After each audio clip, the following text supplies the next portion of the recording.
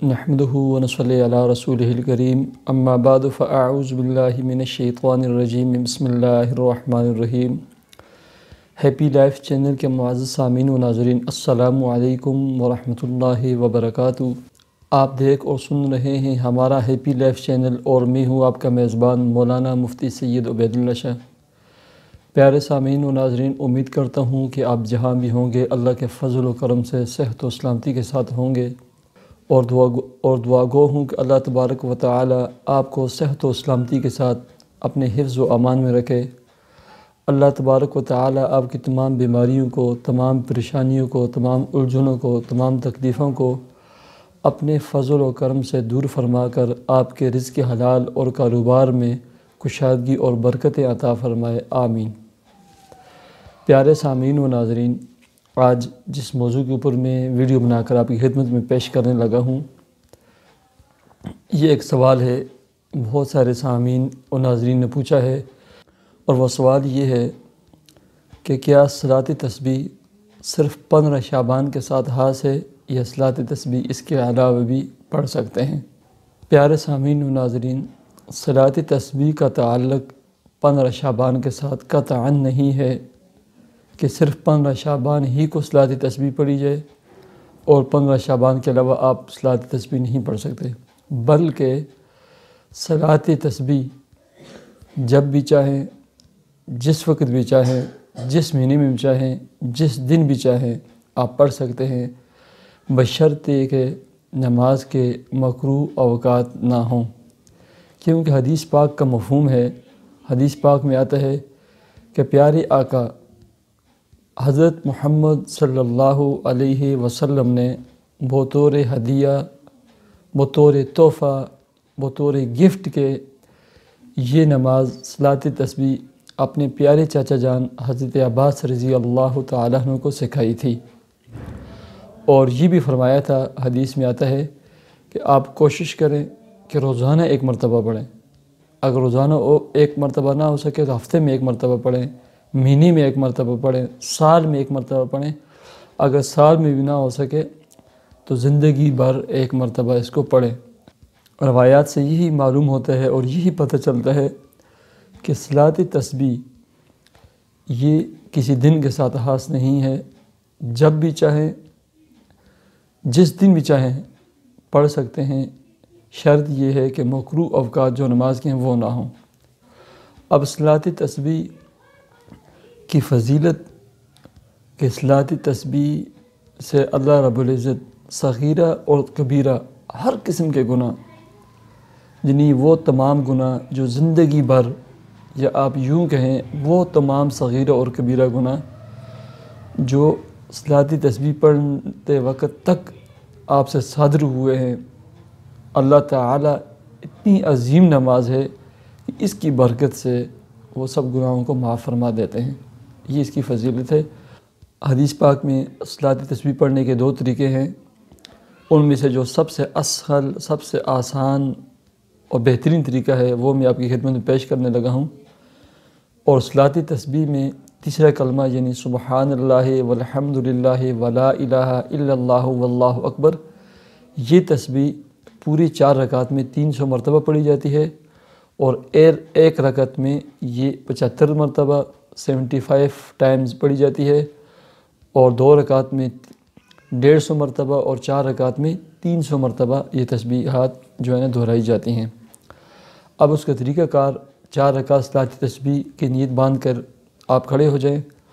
سبحانک اللہم وبحمدک وتبارک اسمک وتعالی جدک ولا الہ غیرک، جب یہ آپ پڑھ لیں اس کے بعد آپ 15 مرتبہ، اس کے بعد آپ نے 15 مرتبہ سبحان اللہ والحمد للہ ولا الہ الا اللہ واللہ اکبر 15 مرتبہ یہ یہاں پڑھیں، اس کے بعد آپ سورہ فاتحہ پڑھیں، اور اس کے ساتھ جو بھی آسان صورت آپ کو لگے وہ صورت بنائیں، اور رکوع سے پہلے آپ نے 10 مرتبہ یہی کلمات سبحان اللہ والحمد للہ ولا الہ الا اللہ واللہ اکبر یہ پڑھنے ہیں۔ 25 مرتبہ ہو گئے۔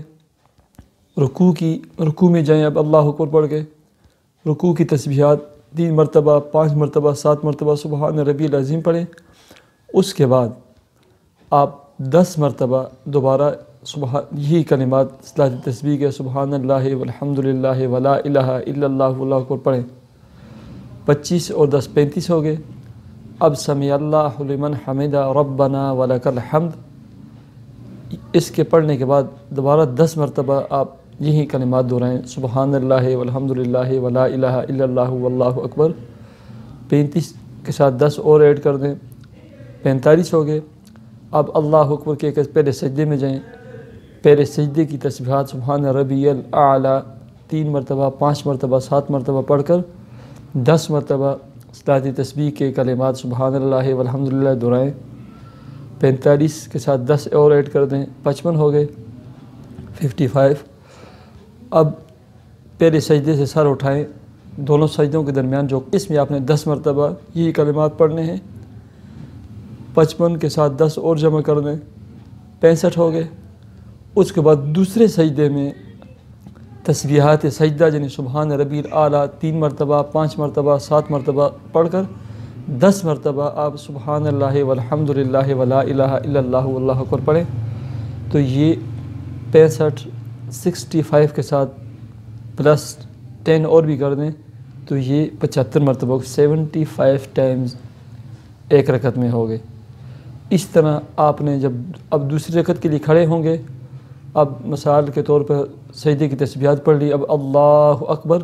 اب دوسری رکعت کے لیے آپ کھڑے ہو گئے۔ آپ نے یہاں کھڑے ہو کر سب سے پہلے 15 مرتبہ یہی کلمات صلاۃ تسبیح کے دہرانے ہیں تیسرے کلمے کے۔ اس کے بعد بسم اللہ الرحمن الرحیم الحمدللہ رب العالمین شروع کرنا ہے، پھر سورت ملانی ہے، اور سورت کے بعد رکوع سے پہلے جیسے پہلی رکعت میں پڑھا تھا 10 مرتبہ، پھر رکوع میں، پھر قومے میں، پھر سجدے میں، پھر سجدے کے درمیان جلسہ میں، اور پھر اس کے بعد دوسرے سجدے میں۔ اس طرح یہ 4 رکعات میں 300 مرتبہ سبحان اللہ والحمد للہ ولا الہ الا اللہ واللہ اکبر پڑھنا ہے۔ یہ یاد رکھیں جس رکن کی تسبیحات آپ سے رہ جائے، مثلا پہلے سجدہ کیا، آپ نے 10 مرتبہ تسبیحات پڑھ لی اور آپ اٹھ گئے، آپ نے جلسہ جو ہے 2 سجدوں کے درمیان اس کی تسبیحات نہیں پڑھی۔ اب اس کی جو تسبیحات آپ نے نہیں پڑھی، اب آپ نے کرنا ایسا ہے کہ دوسرے سجدے میں 20 تعداد پوری کرنی ہے، یعنی جو پہلے رہ گئی ہیں ان کو بھی دوسرے سجدے میں پڑھنا ہے۔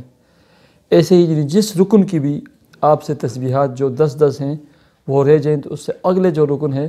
اس میں ان کو اکٹھا پڑھ لیں۔ پھر یہ طریقہ ہے، اور اس سے اللہ تعالیٰ انسان کے صغیرہ کبیرہ اگلے پچھلے عمدن نسیانن جتنے گناہ ہوئے ہیں اللہ تعالیٰ معاف فرما دیتے ہیں۔ اور اس کے بعد اللہ رب العزت سے گڑ گڑا کر دعا کی جائے، اور میں مناسب اور بہتر یہ سمجھتا ہوں کہ صلاۃ تسبیح ہر شخص جمعے والے دن ضرور پڑھا کرے۔ جیسے ہماری بزرگ مائیں اور بہنیں ہوتی ہیں، ان کی عادت ہوتی ہے کہ وہ جمعے والے دن ہمارے بزرگ صلاۃ تسبیح ادا کرتے رہتے ہیں، ان کے چلتا آ رہا ہے طریقہ کار۔ تو جمعے والے دن بڑا مبارک دن ہوتا ہے، اس دن صلاۃ تسبیح ادا کریں، اور ہر وقت ہر دن اگر آپ پڑھ سکیں تو یہ نور علی نور ہے، ورنہ جمعے والے دن